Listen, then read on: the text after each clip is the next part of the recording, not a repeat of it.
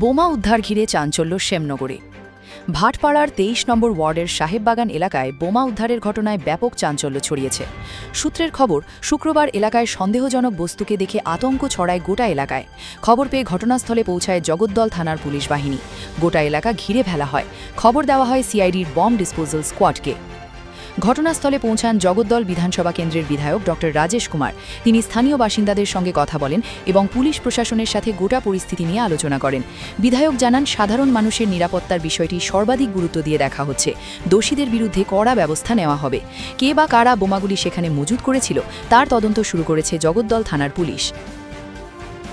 আসলাম এটাই দেখার জন্যে। পুলিশের সঙ্গে আমি কথা বলবো, যারা আধিকারিক ওখানে আছে ওরা চেক করছে। বম ডিটেকশন স্কোয়াডও অলরেডি চলে এসছে, তারা এই জিনিসটাকে দেখছে।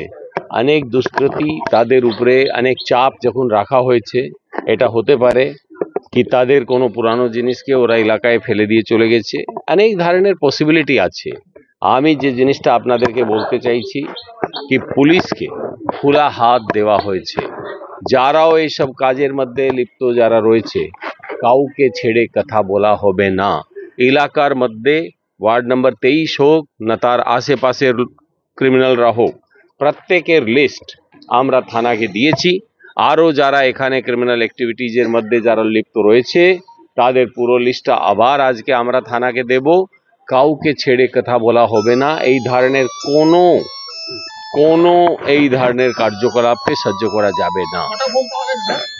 আমি যেটা শুনলাম একটা বম, ক্রুড বম আছে।